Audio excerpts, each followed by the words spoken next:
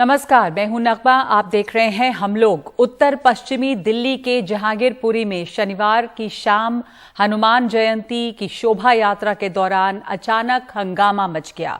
उसके बाद पथराव और हिंसा और कई गिरफ्तारियां। कहा जा रहा है कि सुबह से कई बार इस इलाके से शोभा यात्रा गई। ये स्थानीय लोग बताते हैं कि ये तीसरी बार था जब शोभा यात्रा जा रही थी, लेकिन सब कुछ शांतिपूर्वक सुबह से चल रहा था। शाम को रोजा खोलने के वक्त यानी इफ्तार के वक्त फिर से वहां से शोभा यात्रा गुजर रही थी और जब मस्जिद के पास से शोभा यात्रा जा रही थी तो ऐसा कुछ लोगों का कहना है कि वहां पर धार्मिक नारेबाजी हुई, जिसके बाद हल्ला मचा। इसी दौरान किसी ने पत्थर फेंक दिया और फिर भीड़ बेकाबू हो गई। दोनों ओर से तोड़फोड़ और पथराव हुए। सवाल यह है कि क्या ये कोई सोची समझी साजिश के तहत किया गया है या अचानक ही ऐसा हंगामा मच गया। शोभा यात्रा के बाद हिंसा भड़की, कई गाड़ियों में तोड़फोड़, आगजनी हुई। हिंसा में 9 लोग घायल हुए। घायलों में 8 पुलिस वाले हैं, 1 आम नागरिक है। और इसमें जो लोग घायल हुए हैं, आपको बता दें कि इसमें सब इंस्पेक्टर भी हैं। सब इंस्पेक्टर मेदालाल मीणा, जिनके हाथ में गोली लगी है। हिंसा के आरोप में 20 लोगों को गिरफ्तार किया गया है, जिसमें एक आरोपी अंसार नाम के शख्स की पहचान हुई है। गोली चलाने का आरोपी भी गिरफ्तार हुआ है। मामले की जांच के लिए क्राइम ब्रांच स्पेशल सेल की 10 टीमें लगी हुई हैं। जांच रिपोर्ट गृह मंत्रालय को भी सौंपी जाएगी। तो ये तमाम चीजें यहां पे हो रही हैं दिल्ली के बीचों बीच, नॉर्थ वेस्ट यानी कि जो उत्तर पश्चिमी दिल्ली है, वहां के जहांगीरपुरी इलाके में ये हुआ है। दिल्ली में इसके बाद से सुरक्षा व्यवस्था बढ़ाई गई है। ड्रोन से कई इलाकों में निगरानी रखी जा रही है। दिल्ली के जसोला और कालिंदी कुंज में ड्रोन से निगरानी रखी जा रही है। देखा जा रहा है कि कहीं पे कुछ गड़बड़ तो नहीं है। दिल्ली में अमन चैन बना रहे, इसके लिए कई इलाकों में वहां के जो स्थानीय लोगों की कमेटी बनी होती है, अमन कमेटी, जिसमें काफी वरिष्ठ लोग शामिल होते हैं, इन लोगों की एक बैठक भी की गई है, ये सुनिश्चित करने के लिए कि दिल्ली में अमन और चैन कायम रहे। याद रखिए कि दिल्ली कुछ एक साल पहले ही दंगों की शिकार हुई थी और उस समय मामला बहुत बिगड़ा था। इन सब हालात के बीच ये सवाल है कि आखिर इन दंगों की स्क्रिप्ट कहां लिखी जा रही है। राजस्थान के करौली शहर में हालिया हिंसा, मध्य प्रदेश के खरगोन में उसके बाद हिंसा, रामनवमी के जुलूस के दौरान जगह जगह पर हिंसा और अब राजधानी दिल्ली के जहांगीरपुरी में हनुमान जयंती की शोभा यात्रा के दौरान हिंसा, पथराव, तनाव। आखिर कौन सुनियोजित तरीके से देश की फिजा बिगाड़ने के लिए ये स्क्रिप्ट लिख रहा है? यही बड़े सवाल हैं कि कौन फैला रहा है दंगा। धार्मिक जुलूसों के दौरान हिंसा क्यों? क्या माहौल खराब करने की साजिश है? ये बड़ा सवाल है। क्या माहौल खराब करने की साजिश है? क्यों धार्मिक जुलूसों के बीच में हिंसा हो रही है? तो इस वक्त सबसे पहले मेरे साथ जुड़ रहे हैं खास मेहमान हंसराज हंस, जो उत्तर पश्चिमी दिल्ली से सांसद हैं। धन्यवाद आपका हंसराज जी। उत्तर पश्चिमी दिल्ली, नॉर्थ वेस्ट दिल्ली में यह हिंसा हुई है, पथराव, तोड़फोड़ और तनाव है वहां पर। आप वहां से सांसद हैं। जहांगीरपुरी में हनुमान जयंती की शोभा यात्रा के दौरान इस तरह का हंगामा, पथराव, हिंसा, जब ये धार्मिक जुलूस वहां पर निकल रहा था, क्या इंतजाम काफी नहीं थे? हाल के दिनों में जिस तरह से अलग अलग शहरों में तनाव हुआ है, उसके बाद आपको लगता है कि कहीं कोई मामला भड़क सकता था? कहां चूक हुई है? चूक नहीं कोई हुई, लेकिन साजिश जरूर हुई है और साजिश में कामयाब नहीं होने दिया। चूक होती तो कामयाब ना होते। इन टाइम कंट्रोल कर लिया गया है और शुक्र है भगवान का कोई जानी नुकसान नहीं हुआ। मैं सारी रात वहीं रहा हूँ, मीडिया को भी मिला हूँ, लोगों को भी मिला हूँ, फोर्सेस को भी मिला हूँ, दिल्ली पुलिस के सारे ऑफिसर्स को भी मिला हूँ, क्योंकि हमारे प्रिय गृह मंत्री जी मिनट की खबर भी ले रहे थे। प्रिय प्रधानमंत्री जी कंसर्न थे, तो वो नहीं चाहते थे कि दिल्ली का दिल और इसमें कोई गड़बड़ हो। जी बिल्कुल, दिल्ली का दिल, आप सही कह रहे हैं। राजधानी दिल्ली है और हिंदुस्तान का दिल, और यहां पर अगर कानून व्यवस्था बिगड़ती है तो बहुत चिंता की बात है। आपने कहा चूक नहीं हुई है, साजिश है, तो बताएंगे कि किस तरह की साजिश, कौन कर रहा है ये साजिश, कहां से हो रही है? ये साजिश कर्ताओं की है, जो घड़ते हैं, जो बुनते हैं ये घटिया, उसका धर्म तो कोई होता नहीं है। जालिम की फितरत जुल्म होता है, उसका कोई मजहब नहीं होता, कोई धर्म नहीं होता, कोई ज़ात नहीं होती। उसका जो बैड एलिमेंट्स हैं उनका क्या धर्म है? कुछ किसी समुदाय से उनको जोड़ना चाहिए। नाम से कोई सारा धर्म थोड़ी बदनाम हो जाता है। सब लोग बड़े प्यार से, मैं सबको मिला हूँ, वो कहते हम तो फूल इकट्ठे कर रहे थे, हम तो फूलों की बरखा कर रहे थे, हम तो भंडारे लगा रहे थे, हम आपस में मिलके त्योहार मनाते हैं। कोई बाहर की ताकतें हैं, कोई गंदे लोग हैं जिन्होंने ये साजिश रची थी। शुक्र है भगवान का और हमारे लीडरशिप का कि उन्होंने इन टाइम कंट्रोल कर लिया, कोई जानी नुकसान नहीं हुआ। जी, आप कह रहे हैं कि शुक्र है कि इस समय पे कार्रवाई हुई और किसी की जान नहीं गई। आपने बहुत बड़ी बात, अच्छी बात कही कि दंगाइयों का कोई धर्म नहीं होता है, और आपने साफ कहा कि किसी धर्म से नहीं जोड़ना चाहिए। लेकिन हंसराज जी, यहाँ पे तो बात तो दो समुदायों के बीच ही होने लग गई है। आरोप प्रत्यारोप शुरू हो गए हैं अलग अलग पॉलिटिकल पार्टीज को। आप देख लीजिए या वहां पर लोग देखिए कि जो गिरफ्तारियां हो रही हैं वो किस तरह से हो रही हैं, क्या वो धर्म स्पेसिफिक नहीं है। आप कह रहे हैं दंगाइयों का धर्म नहीं होता, यानी आप ये साफ कह रहे हैं कि धर्म, कोई एक धर्म के लोग नहीं है इसमें, मिले जुले लोग हैं जिन्होंने दंगा भड़काया है, बाहरी लोग हैं। अरे सीसीटीवी में भी कैद हो गया है, किसी समुदाय के लोग नहीं, वो उनका कोई धर्म नहीं है, कोई समुदाय नहीं है। वो लोग बाहर से आए थे, उन्होंने शरारत की। जब पैनिक माहौल हो जाता है, इनसिक्योरिटी हो जाती है, अफवाहें फैलती हैं, तो हजूम इकट्ठा हो जाता है, अपनी जान बचाने के लिए इधर उधर दौड़ते हैं। कोई सब समुदाय इकट्ठे थे, सब कोई लड़ना झगड़ना नहीं चाहता था। मैं और आप सब लोग, हम लोग घूमते रहते हैं, हम लोग लोगों में रहते हैं, कहीं भी कोई बात ऐसी नहीं है। तो आपस में बड़ा प्यार है, भाईचारा है। ये साजिश है, कहाँ की है, वो बेनकाब कर दी जाएंगी। तो किस तरह की साजिश आप बात कर रहे हैं बार बार कि कोई साजिश है वो बेनकाब? क्योंकि देखिए ये जो मामले हैं वो एक के बाद हो रहे हैं, और इतने दिनों से सांप्रदायिक सौहार्द के साथ तमाम त्योहार हिंदुस्तान में मनाए जाते रहे हैं। शोभा यात्राएं हों, धार्मिक जुलूस हों, अब आप वो खरगोन देखें, उसके बाद यहाँ देखें रामनवमी के जुलूस के दौरान इतनी जगहों पर हिंसा हुई। क्या साजिश है ये? कौन ऐसे कर रहा है जो इस तरह के धार्मिक जुलूसों को टारगेट कर रहा है एक तरह से? हाँ जी, बिल्कुल सभी तरह के लोग हैं। मैंने पहले कह दिया कि किसी धर्म में भी अगर जालिम या आतंकी पैदा होता, उसका कोई धर्म नहीं होता। पता नहीं कहाँ से फंडिंग होती है, या ब्रेन वॉश होता है, या क्या है। तो क्योंकि पहले जब क्लिंटन साहब आए थे तब हादसा हुआ, ट्रंप साहब आए तब हुआ, अब यूके के, ब्रिटेन के अपने प्राइम मिनिस्टर साहब आ रहे हैं। तो इस वजह से वो चाहते हैं कि इस मुल्क को बदनाम किया जाए, क्योंकि हमारा मुल्क बहुत बड़ी ताकत बन रहा है। डे बाय डे हम बहुत, हमारे प्रधानमंत्री जी अपलिफ्ट कर रहे हैं। अभी यूक्रेन का जंग लगा रशिया से, तो यूक्रेन के प्रेसिडेंट ने बाकायदा इल्तिजा की, गुजारिश की कि हमें अगर जंग से कोई छुड़ा सकते तो एक ही हस्ती है, वो प्रिय प्रधानमंत्री नरेंद्र भाई मोदी, इंडिया के प्राइम मिनिस्टर। देखो ना, पूरी दुनिया में उन्होंने ऐलान किया कि एक ही हस्ती है।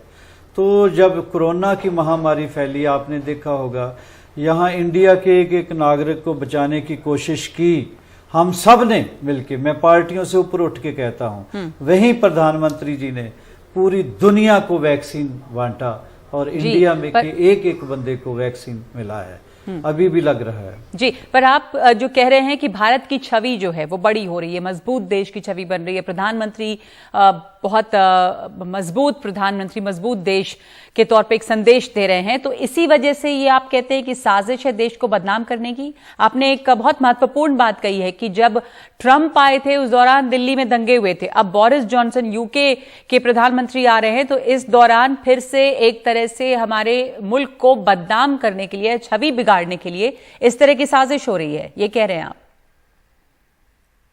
हाँ जी, बिल्कुल। जॉनसन साहब आ रहे हैं, प्राइम मिनिस्टर आ रहे हैं, वो चाहते हैं, क्योंकि देखा होगा आपने अभी अमेरिका को, जो हमारे फॉरेन मिनिस्टर साहब ने क्या खूबसूरत जवाब दिया उन लोगों ने। तो उन्होंने वो इस बात का भी उन्होंने बता दिया, मैसेज दे दिया कि इंडिया अंडर इन्फ्लुएंस नहीं अब किसी के चलेगा, अपने फैसले खुद लेने का के समर्थ है हम लोग। तो अब वो लीडरशिप चले गई। अब पहले तो ऐसे लगता था जो हमारा लीडर जाता था कि मुंह ही ऐसा बना लेते थे जैसे इंडिया को इमदाद की सख्त जरूरत है। अब बब्बर शेर है, कोई चिंता की बात नहीं है, हर साजिश को नाकाम करेंगे। और शाबाश हमारे लोगों के भी, लोकल लोगों की ओर से कुछ भी ऐसा नहीं किया गया जिससे हालात खराब हो। तो लोकल लोग अमन और चैन बनाकर रख रहे हैं, लेकिन यहाँ पर आप कह रहे हैं कि अंतर्राष्ट्रीय साजिश की वजह से ये हो रहा है। बहुत बहुत धन्यवाद आपका हंसराज हंस जी हमसे बातचीत करने के लिए। हंसराज हंस ने ये जो नॉर्थ वेस्ट दिल्ली से एमपी हैं, ये बता रहे हैं कि एक अंतर्राष्ट्रीय साजिश हो सकती है, देश को बदनाम करने के लिए ये कोशिश जो है वो की जा रही है, और इस तरह की जो साजिश है उसको हम नाकाम करेंगे पूरी तरह से। इस पर चर्चा के लिए हमारे साथ पैनल मौजूद है बातचीत करने के लिए, लेकिन उसके पहले आपको एक दिखाते हैं हम ट्वीट भी जो कांग्रेस के प्रवक्ता रणदीप सुरजेवाला ने किया है। तो रणदीप सुरजेवाला का जो ट्वीट है उसमें उन्होंने ये लिखा है कि दिल्ली सतर्क रहे, दिल्ली सुरक्षित रहे, दिल्ली सलामत रहे, दिल्ली एकजुट रहे। हिंसा, दंगों और उन्माद से धर्म मजहब सुरक्षित होने वाला नहीं है, ना कोई मजबूत होगा। हाँ, हमारा भारत कमजोर होगा। सत्ता में संवेदना का सन्नाटा है, इसलिए ये जो जिम्मेदारी है ये जनता की है। तो हमारे साथ पैनल पे इस समय जुड़े हुए हैं पीकेडी नामबियार, हमारे साथ हैं गीता भट्ट, हमारे साथ हैं जैनब सिकंदर जो लेखक हैं, फरहा नकवी लेखक हैं। बहुत स्वागत है आप तमाम लोगों का। फरहा, मैं आपसे शुरुआत करना चाहती हूं। आपने सुना हंसराज हंस को, एमपी हैं नॉर्थ वेस्ट दिल्ली से, उन्होंने तो बड़ी बात कही कि यहाँ पर किसी एक धर्म स्पेसिफिक के ऊपर उंगली नहीं उठानी चाहिए। ये तो अंतर्राष्ट्रीय या बाहरी साजिश की बात कर रहे हैं, पर वो ये भी कह रहे हैं कि दंगाइयों का कोई मजहब नहीं होता। जिस तरह से मामला अनफोल्ड हुआ है, या पिछले महीनों में, कुछ चंद दिनों, हफ्तों में आप देखें कि एक के बाद एक इस तरह के जो धार्मिक जुलूस हैं उनको निशाना बनाया जा रहा है। ये अपने आप हो जा रहा है या ये इसके पीछे किस तरह की कोशिश लगती है कि माहौल बिगड़े? नगमा जी, माफ कीजिए कि ऑडियो बहुत ही खराब है। हंसराज हंस जी की बहुत कम बातें मैं सुन पाई। बहरहाल एक शब्द निकल करके आया, उन्होंने कहा लोग ब्रेन वॉश हो गए हैं। मैं ये आपसे कहना चाहती हूं, आपके इस प्रोग्राम का जो शीर्षक है कि किसने भड़काया दंगा, वास्तव में मेरी समझ में ये आप अगर 10 अप्रैल रामनवमी के दिन से लेकर के कल तक हनुमान जयंती का पूरा घटनाक्रम अगर आप देखें तो वास्तव में ये दंगा नहीं है। ये एक नए हिंदुस्तान में मुसलमानों को उनकी जगह दिखाने का पूरा एक कार्यक्रम, सुनियोजित कार्यक्रम एक तरह से चल रहा है। क्योंकि आप ताज्जुब करेंगे और आपकी ऑडियंसेस को यह जानना चाहिए कि इस पूरे घटनाक्रम के चलते, देखिए, मुसलमानों को यह स्पष्ट रूप से बताया जा रहा है एक नई मर्यादा है, जिसे अंग्रेजी में कहते हैं there are new rules of the game. और उनको यह कहा जा रहा है, भाई देखिए, जब जब एक त्योहार होगा या 2 त्योहार या 10 त्योहार होंगे, कोई ना कोई आपकी मस्जिद में चढ़ करके भगवा झंडा फहराने की कोशिश करेगा, आप चुपचाप सह लीजिए। देखिए, रामनवमी एक पावन पर्व, रामनवमी के दिन एक श्रद्धा व्यक्त करने, भजन होने चाहिए, आरती पूजन होना चाहिए। श्रद्धा भाव की तो बिल्कुल आभास था। जो दिखा हमें वो इतने नफरत से भरे नारे, और सारे नारे मुसलमानों के खिलाफ। मतलब आप नेशनल टेलीविजन पर हम भी बोलने से कतराएंगे और आप भी सुनने से कतराएंगी, बिल्कुल। लेकिन जिस तरह की नारेबाजी मियां डैश डैश है, मियां यानी मां की गाली है, ये नारा बज बज करके डीजे बजा रहा है, हाई टेक, और एकदम नशे में चढ़े ये युवा, बेरोजगार युवा भगवा झंडा लिए इस पर नाच रहे हैं। तो मुसलमानों को ये संकेत दिया जा रहा है, ये नए रूल्स हैं, ये नया हिंदुस्तान है। अगर कोई तुम्हारी मस्जिद के सामने ये नारे चिल्लाए, और यही नहीं, नारा ये कि जब हिंदुत्व आएगा तो हर टोपी वाला झुक करके जय श्री राम बोलेगा। मतलब आपको श्री राम, लॉर्ड श्री राम का कहते हैं वो। पर आपने जो बातें कही है, मैं खत्म करना चाहती हूँ, एक सेकंड, जस्ट एक सेकंड। कल हनुमान जयंती, इन दोनों पर्वों में। और मैं कह रही हूं कि हिंदुस्तान विश्व का सबसे महान लोकतंत्र अपने को कहलाने में गर्व महसूस करता है। उसकी राजधानी की पुलिस क्या कर रही थी जब 10 अप्रैल को आपने कम से कम 7 राज्यों में ऐसी हिंसा देखी? तो आपने ऐसा जुलूस, जिस जुलूस के हाथ में, और चश्मदीद गवाह बहुत हैं, जिस जुलूस के हाथ में आपके स्वॉर्ड से और बेसबॉल बैट, कट्टा, डंडा, ये कौन सी श्रद्धा है जो टिकी हुई है? फरहा, आपके इस सवाल का जवाब मैं ले लूं। पहले आपने कई बातें कही हैं। पीकेडी नाम्बियार, जब पहले ही हिंसा हुई रामनवमी के दौरान, पता था कि इस तरह की हिंसा हो रही है धार्मिक जुलूसों में, राजधानी में पुलिस की सुरक्षा मुस्तैदी में कमी रही कि इन इलाकों से इस तरह की प्रोवोकेटिव नारों के साथ में जुलूस जाने दिया जाता है, ये जाने दिया जाता है, तो वहां पे सुरक्षा इंतजाम की कमी रही। पीकेडी नाम्बियार जी, आप कह रही हैं कि शस्त्र भी था, लेकिन कई लोग ये भी कह रहे हैं कि वहां पे कोई नारेबाजी नहीं हुई है। कई लोग कह रहे हैं कि मस्जिद से पत्थर फेंके गए। बहरहाल सवाल यही आता है कि ये सब होने की गुंजाइश, जैसा माहौल है, तो क्या वहां पे सुरक्षा चाक चौबंद नहीं होनी चाहिए थी जब कई दफा शोभा यात्रा वहां से निकल रही थी? नगमा जी, मैं सच बताऊं तो 2 बातें अभी सुन ली। एक तो एमपी का बात सुन लिया और उसके बाद नकवी जी की बात सुन ली। मुझे बहुत आश्चर्य हो रहा है कि हिंदुस्तान इतनी बड़ी संस्कृति है, 5000 साल पुराना संस्कृति है। रामनवमी और हनुमान जयंती पहली बार हिंदुस्तान में मनानी रहे, यहाँ की शोभा यात्रा जो चल रही है पहली बार। ये आप सोच लो 7 स्टेट में, और ये दिल्ली भी मिलाकर 8 स्टेट में पिछले 1 हफ्ते या 10 दिन के अंदर इतनी बड़ी तरीके से अटैक हो रहे हैं। तो यही आपसे पूछ रही हूं कि आखिर क्यों हो रहे हैं, फिर कहां गई लॉ एंड ऑर्डर की व्यवस्था? और हिंदुस्तान में तो हमेशा से तमाम लोग सभी पर्व मनाते रहे हैं, धार्मिक सौहार्द रहा है। ये क्या हो गया है अचानक के इस तरह से हंगामा हो रहा है और हिंसा हो रही है? सबसे पहली बात तो यह है कि एक तरफ देखने का एक हिंदू फोबिया क्रिएट किया जाता है, हिंदुओं की बातें ठीक से तरीके से सुनने का भी नहीं है। आप देख लो, अभी नकवी जी ने अभी पिछले 3-4 मिनट से हमारी 1 मिनट बिना रोके सुन रहे थे हम लोग। मैं बोलने से पहले ही आपने रोक दिया है। ये प्रॉब्लम है, हिंदू नाम से ही लोगों को चिढ़ है। हिंदू फोबिया एक तरह से देश के अंदर क्रिएट किया गया है।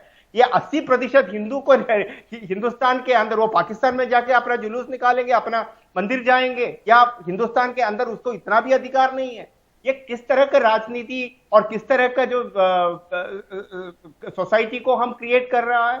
आज आपको 20 लोगों को कि तमाम सीसीटीवी फुटेजेस आज हर तरफ इंटरनेट पे है या अलग अलग चैनलों में दिख रहा है, लेकिन मैं मजबूर हूं ये आज कहने के लिए, कुछ लोग इंक्लूडिंग जो सॉकॉल्ड जो अंग्रेजी बोलने वाला पढ़ा लिखा हुआ जो टीवी पैनलिस्ट है, उनको फिर भी एक तरफ का ही हर चीज दिख रहा है। मैं क्या कहूं, इस तरह का जो समाज के अंदर अगर आप इसी तरह से एक काला चश्मा लगाकर अगर आप बैठ के इस तरह से देखोगे तो मैं कुछ नहीं कह सकता। झारखंड में हुआ, गुजरात में हुआ, मैं आपसे यही पूछ रही हूँ कि ऐसा क्या बिगड़ गया है देश में, इस देश में? गीता भट्ट, 1 मिनट पीकेडी नाम्बियार, गीता भट्ट, आपको क्या लगता है कि धार्मिक जुलूसों के दौरान हिंसा क्यों हो रही है? वही हिंदू मुसलमान इस देश में हमेशा से रह रहे हैं और ऐसा नहीं होता था कि कोई रामनवमी का जुलूस हो या कोई हनुमान जयंती की शोभा यात्रा हो तो हंगामा हो जाए, तो हिंसा क्यों हो रही है? अचानक से हिंदू फोबिया हो गया यहाँ पे? देखिए नगमा जी, जरा थोड़ा समय दीजिएगा बोलने का। मैं तो पहली बात, जो जब मुहर्रम के समय जो यात्रा जो एक प्रोसेशन निकलता है, शायद ताजिया कहते हैं उसको, मैंने भी देखा है, और उसमें किस प्रकार के नारे लगते हैं और कितने प्रकार के हथियार होते हैं, वो भी भारत में होता है। और वो अपनी यात्रा पूरी निकालते हैं, उन्हें कोई रोकता टोकता नहीं है, कोई उनके ऊपर हमला नहीं होता है। भारत का संविधान हर व्यक्ति को यह अधिकार देता है कि वह अपनी आस्था और अपने पर्व को, त्योहारों को मना सके। लेकिन जिस प्रकार से, चाहे वो नववर्ष प्रतिपदा था, चाहे वो रामनवमी के जुलूस थे, और जो है हनुमान जयंती के जिस प्रकार से जुलूसों में जिस प्रकार का आक्रमण हुआ है, मैं शब्द आक्रमण, और ये बहुत गंभीर है, क्योंकि जो प्रश्न आप बार बार पूछ रही है वो प्रश्न है कि वो कौन सी मानसिकता है जो इस कट्टरपंथ विचार को जन्म दे रही है कि सुनियोजित तरीके से पत्थर ऐसे ही नहीं इकट्ठे हो जाते। जिस प्रकार के विजुअल्स आ रहे हैं, गीता भट्ट, जहां वहां पे मस्जिद के सामने रुककर नारे लगाए जाते हैं, क्योंकि उसके भी फुटेजेस हैं। नगमा जी, नारी जय श्री राम के नारे लगाए, महिला एक कह रही है कि कैसे मस्जिद के सामने, तो ये तो होना ही था। ये भी वीडियो बाहर आए हैं, मैं ये जानना चाह रही हूँ, आप मुझे ये बताएं। लोहारगाड़ में, झारखंड में 1000 की भीड़ इकट्ठी हो गई थी और मस्जिदों से पत्थर फेंके गए, और वहां की पुलिस का ये स्टेटमेंट है कि स्लीपर सेल इसके लिए काम कर रहे थे। पॉपुलर फ्रंट ऑफ इंडिया जैसे संगठन को राजस्थान की सरकार अनुमति देती है, कोटा में वो रैली निकालते हैं बाकायदा। किस प्रकार का पीएफआई का क्या वजूद है और वो किस प्रकार का कट्टरपंथी रेडिकल ऑर्गेनाइजेशन है, इस पे एनआईए जहांगीरपुरी में जो स्थानीय निवासी हैं गीता जी, उनमें से कुछ लोगों की हमारे पास बाइट्स है जो ये कह रही है कि सुबह से सब कुछ ठीक चल रहा था, 2 बार शोभा यात्रा गई भी, तीसरी बार इफ्तार के समय शोभा यात्रा जा रही थी, वहां पर रुक के मस्जिद के पास पहुंचने के बाद में नारेबाजी हुई, मस्जिद के ऊपर से पत्थर फेंके गए, लेकिन अब वो नारेबाजी क्या हुई ये भी देखने वाली बात है। मैं एक उदाहरण आपको देना चाहूंगी। भोपाल में हनुमान जयंती का जो जुलूस निकलना था उसको प्रशासन ने कैंसिल कर दिया। क्यों? क्योंकि वहां का जो मुस्लिम बहुल इलाका है, वहां के लोगों ने आपत्ति दर्ज की कि हमारे इलाकों से नहीं निकलेगी ये रैली। आप मुझे बताइए, क्या यह देश, क्या यहाँ पॉकेट्स बन गए हैं जो सेकुलर नहीं रहेंगे? क्या ये कहने के जहां मुसलमान जो बहुसंख्यक है तो वो सेकुलर नहीं रहेंगे? तो जैनब सिकंदर, आप इसमें बोलना चाहिए, क्या ये पॉकेट्स बन गए हैं, गेटोज हैं जहां से जुलूस नहीं निकल सकती है, हिंदू यहाँ पर अपने को प्रताड़ित और इनसिक्योर महसूस कर रहे हैं, असुरक्षित, कि वो धार्मिक यात्राएं नहीं निकाल सकते हैं, इतना इंटॉलरेंस बढ़ गया है अल्पसंख्यकों की तरफ से? अच्छा, तो ये तो कमाल हो गया ना कि 80% जो इंडिया में लोग हैं वो अब 14% से डर रहे हैं। क्यों? मैं वो भी छोड़ देती हूँ एक तरफ, ओके। जो ये शोभा यात्रा थी, इसको देखते हैं। नहीं, मैं, आपने बोल दिया, अब मैं बोलूंगी। शोभा यात्रा जो थी, शोभा यात्रा, हनुमान जी की यात्रा, बहुत अच्छी बात है कि ये निकली, लेकिन इसमें बेसबॉल बैट्स किस लिए, पिस्टल्स किसके लिए, शॉटगन्स किसके लिए? मैं मानती हूं, आप लोग समझते हैं कि सारे मुसलमान आतंकी है, मैं आपकी ये बात मानती हूं, मैं खुद मुसलमान हूं, मैं आपकी ये बात मान लेती हूं कि सारे मुसलमान आतंकी हैं, तो फिर हिंदू समुदाय ऐसे क्यों बिहेव कर रहा है?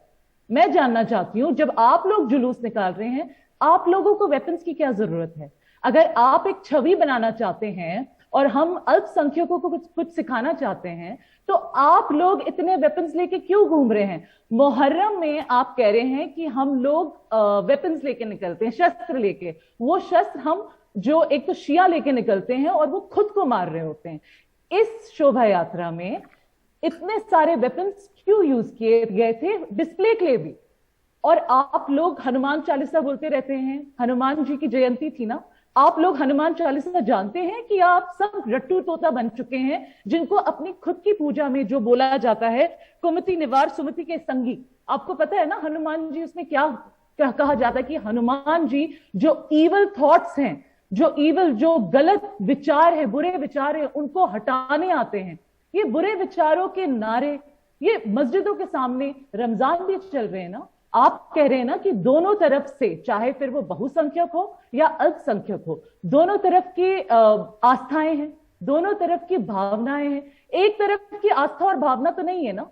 तो फिर आप मुझे बताइए कि ऐसे कैसे हो सकता है कि रमजान की भावना नहीं है लेकिन हनुमान जयंती की भावना है, या रामनवमी की भावना नहीं है और रमजान की भावना तो है? यही सवाल है। इसी के साथ एक जैनब, मैं इसी के साथ एक ब्रेक ले रही हूं, मैं लौटूंगी, गीता पर जवाब देना चाहेंगी कि यहाँ पर ये वो मुल्क है जहां पर भावनाएं सभी संप्रदाय की हमेशा से सम्मान उनका किया गया है, एक सांप्रदायिक सौहार्द रहा है मोटे तौर पे ज्यादातर, जहां पर दोनों धर्म के लोग एक दूसरे के, बल्कि सभी धर्म के लोग एक दूसरे के पर्व मनाते रहे हैं और उसमें शरीक होते रहे हैं। फिर ये क्या होता जा रहा है जब आज के हिंदुस्तान में इस तरह का माहौल बिगड़ रहा है? क्या ये माहौल खराब करने की साजिश है?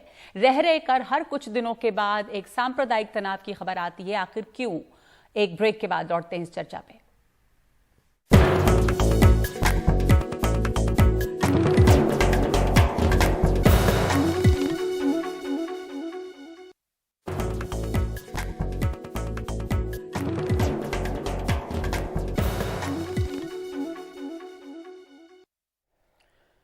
हम चर्चा कर रहे हैं जहांगीरपुरी, दिल्ली की जहांगीरपुरी में हुई हिंसा की, और ये भी हनुमान जयंती के मौके पर शोभा यात्रा के दौरान हुआ है। याद रखिए कि दिल्ली कुछ ही समय पहले एक दंगा देख चुकी है और दिल्ली देश की राजधानी में इस तरह से माहौल है कि कई इलाकों में ड्रोन से निगरानी रखी जा रही है और कई जगह पे तनाव है और अलर्ट रखा गया है। और इस बीच कांग्रेस के प्रवक्ता रणदीप सुरजेवाला का एक ट्वीट आया है। सुरजेवाला साहब ने ये लिखा है आखिर में कि सत्ता में संवेदना का सन्नाटा है, इसलिए जनता की जिम्मेदारी है कि दिल्ली सुरक्षित और सलामत रहे, दिल्ली एकजुट रहे। गीता भट्ट जी, आपकी प्रतिक्रिया इस पर। संवेदना का सन्नाटा है, गृह मंत्री जी रात भर जागे रहे, हंसराज हंस ने कहा मैं रात भर वहां घूमता रहा, लेकिन कोई बयान नहीं आया और दिल्ली में इस तरह से खौफ का माहौल है राजधानी में। पहले तो मैं ये कहना चाहूंगी कि हनुमान जी के विषय में अभी एक पैनलिस्ट जो है बता रही थी, तो भगवान हनुमान बहुत दयालु सहनशील है, बिल्कुल है, लेकिन साथ ही अन्याय के खिलाफ खड़े होने वाले भी है। तो रावण की लंका में आग लगाने वाले भी भगवान हनुमान ही थे। परंतु विषय यहाँ ये है कि आप ये बताएं कि ऐसा क्यों है कि जो 14 लोगों की गिरफ्तारी करी गई है, और 14 नाम आप ऊपर से पढ़ लीजिए, अभी आप दिखा रहे थे मोहम्मद असलाम जिसके पास बंदूक, जिसने गोली चलाई, जिसका वीडियो फुटेज मिला है, उनके विषय में यहाँ कोई प्रतिक्रिया नहीं दी गई है। अगर किसी ने पहली बात तो यह है कि किसी भी समुदाय का व्यक्ति हो, अगर उसने किसी भी प्रकार की हिंसा करी है उसके ऊपर कार्यवाही होनी चाहिए। लेकिन मैं यहाँ जो 2 महिलाएं, सम्मानित महिलाएं यहाँ बैठी हैं, उनसे आग्रह करूंगी कि एक बार कम से कम वो अपनी प्रतिक्रिया बताएं कि वो पॉपुलर फ्रंट ऑफ इंडिया जैसे संगठनों के बारे में क्या विचार रखती हैं। ठीक है, मैं जल्दी से प्रतिक्रिया ले लूं जैनब से। ठीक है, वापस आएंगे, थोड़ा इसकी प्रतिक्रिया ले लें। आपने कहा कि वो जवाब दें। जैनब सिकंदर और फरहा नकवी, जो लोग गिरफ्तार हुए हैं, 14 अगर गिरफ्तारियों को देखिए जो नाम है, जैसे उनमें से एक मोहम्मद अंसार जिनके बारे में कहा गया पहले भी शस्त्र एक्ट में गिरफ्तार हुए हैं, तो उनके ऊपर, या पीएफआई का ये नाम ले रही हैं, आपका क्या कहना है? फरहा। मेरा सिर्फ ये कहना है नगमा जी, मैं बोलूं? जी। मैं गीता भट्ट जी की बात को पलट करके मैं उनसे पूछती हूं। देखिए, जो मैंने कहा कि ये हिंदुस्तान की नई परिभाषा आपके सामने आ रही है, इस परिभाषा में निहित है कि प्रशासन आपके साथ है, पुलिस आपके साथ है। अगर आप इसको दंगा कह रहे हैं, आपको 14 के 14 नाम, खाली 14 मुसलमान मिलते हैं। हाँ, ये बड़ी शर्म की बात है कि इस नए हिंदुस्तान में एक तरफा कार्रवाई हो रही है।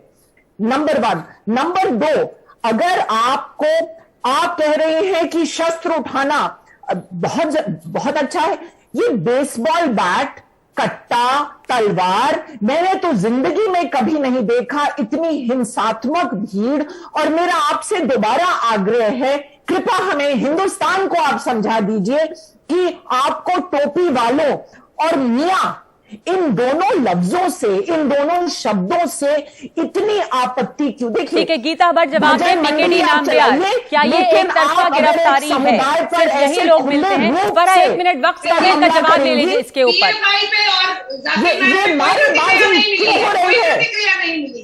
ये क्यों हो रही है नारेबाजी? नारे आप मुझे बताएं, करौली में जो एफआईआर दर्ज है उसमें पुलिस ने लिखा है कि सुनियोजित था पत्थर कहां से आए नगमा जी? मस्जिदों से पत्थर मारे गए हैं कि नहीं? ये पुलिस रिकॉर्ड है इसको। तो गीता भट्ट या पीकेडी नामबियार जो पर सवाल उठा रही है कि वो शस्त्र कहां से आए, वो जुलूस जो है, इस बात को गीता जी सुन लीजिए, पत्थर कहां से आए? अपने कहा सुनियोजित है, तो वो बेसबॉल रैकेट्स, बैट्स हो गए, बाकी शस्त्र हैं वो कहां से आए? पीकेडी नामबियार, अगर सुनियोजित है तो क्या भीड़ के पास भी ये सब शस्त्र थे? और दूसरे की उन्होंने बताया कि उनका एक पलट के सवाल है कि गिरफ्तारियां एक तरफा हुई हैं। ये तो बिल्कुल गलत है, ये बात गलत है। जहां पे सुन लीजिए, पीकेडी नामबियार बोलिए। 48 लोग गिरफ्तार, खाली 6 नॉन मुसलमान। ठीक, ये दोपहर की खबर है। ओके, फरहा पीकेडी नामबियार का जवाब सुन लीजिए। जी सुनिए, बोलिए। प्रॉब्लम यही है कि जब तक अगर पढ़ा लिखा लोग इसको एक्सेप्ट नहीं करते, ये कह देते कि एक कौम को, किसी ने भी ये दोष नहीं दे रहे कि ये पूरी एक मुस्लिम कौम है, वो खराब है या आतंकवादी है, मैं तो नहीं कहूंगा, कभी नहीं कहूंगा, लेकिन कम से कम इतना तो अधैर्य रखो, इतना तो धैर्य रखो कि ये बोले कि यस, हमारा समुदाय के अंदर या मस्जिद के अंदर से पत्थरबाजी होना, मस्जिद कोई स्टोरेज नहीं है पत्थर इकट्ठा करने का, और एक गन रखने के वाला जगह नहीं है, वो आस्था का जगह है। अगर उस जगह से अगर पत्थरबाजी या गन लेके या शस्त्र लेके किसी घोष यात्रा को अटैक किया तो अभी बताएं पीकेडी नाम्बियार की अचानक से क्या हो गया भाई? मस्जिदों के अंदर पत्थर क्यों इकट्ठा हो रहे हैं? इतने सालों से तो जो धर्म जो भी यात्राएं निकलती थी उसके ऊपर हमले नहीं होते थे, तो आप कह रहे हैं सब मुसलमान बुरे नहीं है, लेकिन अचानक क्या हो गया है कि मुसलमान पत्थर इकट्ठा कर रहे हैं? आप कह रहे हैं कि मस्जिदों में पत्थर इकट्ठा करके हमला कर रहे हैं। वही मैं सवाल पूछ रही हूँ कि ये फिजा खराब की जा रही है देश की, कैसे, क्यों? नगमा जी, ये सवाल का मैं जवाब देने से पहले मेरे जो दो पैनलिस्ट थे उनके मुंह से एक बार सुनना चाहते हैं कि ये जो घटना हुआ है इसके अंदर जो भी आरोपी है उन लोगों का और इस कार्यक्रम ये जो गलत काम किया वो उन लोगों का एक बार निंदा तो करे, कम से कम इतना तो हमें सुनने का मिल जाए कि यार ज़ैनब सिकंदर किया है जी लोगों को क्यों नहीं बता? ज़ैनब सुन लीजिए, समय कम है। आपने कहा कि वो निंदा करे, उनका कहना यह भी है कि जो गिरफ्तारियां हुई हैं अभी गिरफ्तारियां सिर्फ हुई हैं। ज़ैनब सिकंदर, आपकी प्रतिक्रिया?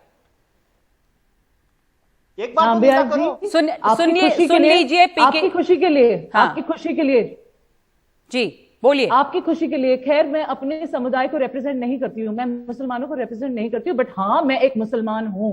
लेकिन मैं आपको ये बोलना चाहती हूँ, चाहे असलम, इरफान, रहीम, रहमान कोई भी हो, इन्वेस्टिगेशन में अगर वो गलत पाए जाते हैं उनको अरेस्ट कीजिए, लेकिन जब कपिल मिश्रा बोलते हैं कि देश के गद्दारों को गोली मारो सालों को, तब आप क्यों नहीं बोलते उनको अरेस्ट करो? उससे हमें भी खुशी मिलेगी। मैं तो बोल रही हूं, मैंने स्टार्टिंग में क्या बोला कि अगर आप मुसलमान समुदाय को गलत समझते हैं, ठीक है, ये आपका ख्याल है ना, लेकिन फिर आपके जो बोलते हैं ना, जो क्या भगवा के जो रंग पहन के लोग हैं जो रिप्रेजेंट कर रहे हैं आपके समुदाय को, अगर वही पिस्टल गन लेके निकल जाए तो फिर डिफरेंस क्या है? तो आप हमें नैतिक व्याख्यान क्यों दे रहे हैं? जी, तो गीता भट्ट और पीकेडी नाम्बियार, आपका मैं जवाब लूंगी इसके बाद, इस ब्रेक के बाद, कि क्या वो लोग जो इस तरह के नारे लगाते हैं या इस तरह के बयान देते हैं, आप उन्हें उनकी आलोचना करेंगे, क्या आप उन्हें कंडेम करेंगे अगर गलत हो रहा है? एक ब्रेक के बाद।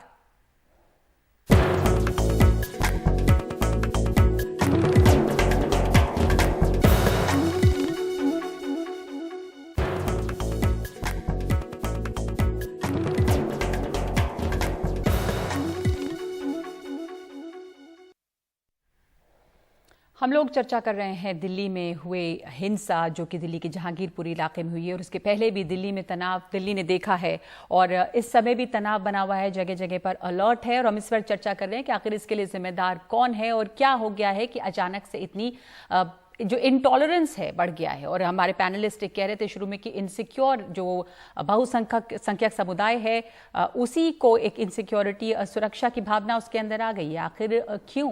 तो जहां तक कंडेम करने की बात है, तो वो लोग भी जो नारेबाजी कर रहे थे यहाँ पर और भड़काऊ नारे लगा रहे थे, गीता भट्ट, पीकेडी नाम्बियार, आपने कहा कि ये लोग कंडेम करेंगे कि नहीं? फरहान नकवी और ज़ैनब की आपने बात की, जो लोग गिरफ्तार हुए हैं, पर अगर भड़काऊ नारे लगते हैं, जो कि सुनने में आ ही रहा है, तो आप उसे कंडेम करेंगे? आप उन बयानों को, नेताओं के कंडेम करेंगे जो भड़काने वाले हैं? जहां तक मेरी बात है कि मैं तो बिल्कुल कोई भी हेट स्पीच हो या कोई भी भड़का हुआ कोई नारा हो या भाषण हो, उसको हमारे जैसे जो प्रगतिशील देश है और इतनी डेवलपमेंट के जो देश की बात कर रहे हैं, इस देश के अंदर मैं तो उसको बिल्कुल पूरी तरह से कंडेम करता हूं। बट आलोचना इस पे नहीं होना चाहिए। आलोचना इस पे होना चाहिए कि हिंदुस्तान के अंदर जो डेमोग्राफिक चेंजेस हो रहा है, जहां पे भी जो अल्पसंख्यक, जिसको बड़े बड़े नाम पे मुस्लिम अपीसमेंट तो पूरे हिंदुस्तान के अंदर 70 साल से तो चलते आ रहे हैं, पॉलिटिकली उनको यूज किया जाता है, जहां पे अल्पसंख्यक जो ज्यादा तौर पे है, जिसको डेमोग्राफिक चेंजेस कहते हैं। एंड आपको पता है केरल में, मलप्पुरम से लेके जो हरियाणा में आप क्या कह रहे हैं? ये दिल्ली में जो हो रहा है उसके लिए कौन जिम्मेदार है? केरल में डेमोग्राफी चेंज हुई है, वो जिम्मेदार है इसके लिए? मैं आपको यही कह रहा हूं, केरल से ही पीएफआई है। आपको पता है कि पीएफआई और सिमी और आईसिस, तो पीएफआई जो है वो रिस्पॉन्सिबल है इस तरह के धार्मिक जुलूसों में, हिंसा के लिए? आप कह रहे हैं कि पीएफआई इसे सुनियोजित तरीके से पूरे हिंदुस्तान में करवा रही है?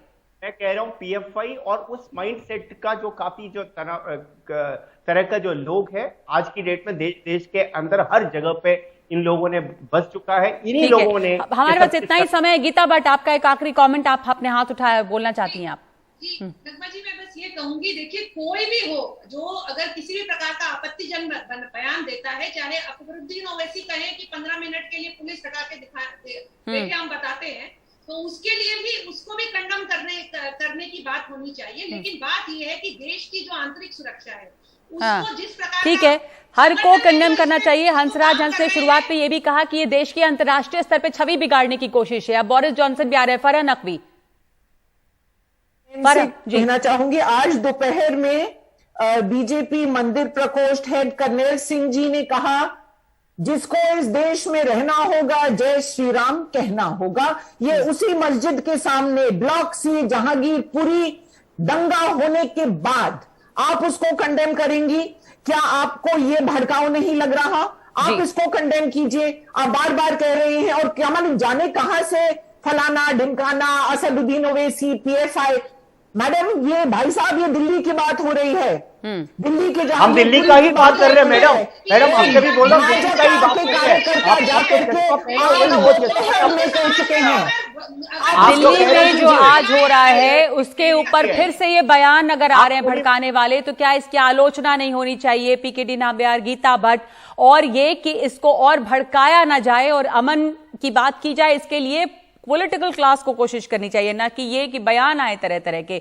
इस वक्त इतना ही मेरे पास समय है इस चर्चा के लिए। बहुत शुक्रिया आप तमाम लोगों का इसमें शामिल होने के लिए, धन्यवाद। और हम लोग में इस वक्त हम एक ब्रेक ले रहे हैं।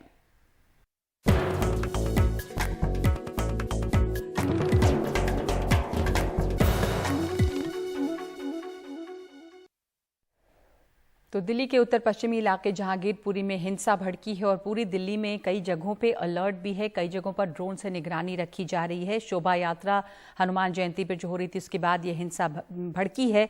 इसमें 9 लोग घायल हुए हैं, जिसमें 8 तो पुलिस वाले हैं और कई गिरफ्तारियां हुई हैं। इसकी जांच के लिए स्पेशल टीम्स भी बना दी गई हैं।